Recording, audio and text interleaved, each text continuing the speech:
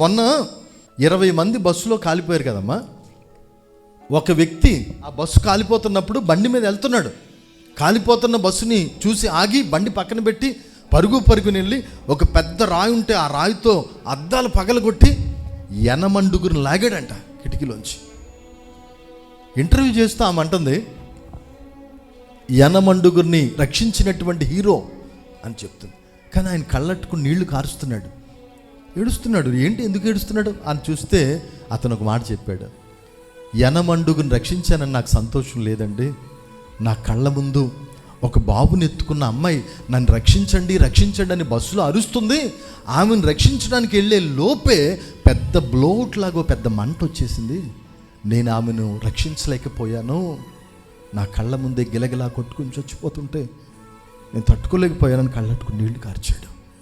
బిడ్డ, ఆత్మలు రక్షించేవాడు కూడా అలాగే ఉండాలి.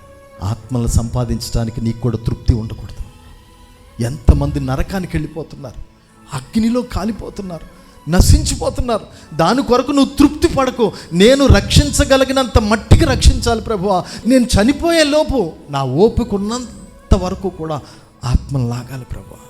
ఈ సంవత్సరం ఒక డిసైడ్ చేసుకోవాలి మీరు, ఒక్క ఆత్మనైనా నేను రక్షించాలి ప్రభువా. ఒక్క ఆత్మనైనా నాకు ఇవ్వండి ప్రభువా. నాకు వెండి బంగారాలు వద్దు ప్రభువా, వేల కొలది ధనధాన్యాలు వద్దు తండ్రి, ఒక్క ఆత్మనివ్వని అడగండి అమ్మా. ఆత్మ విషయంలో తృప్తి ఉండకూడదు మీకు.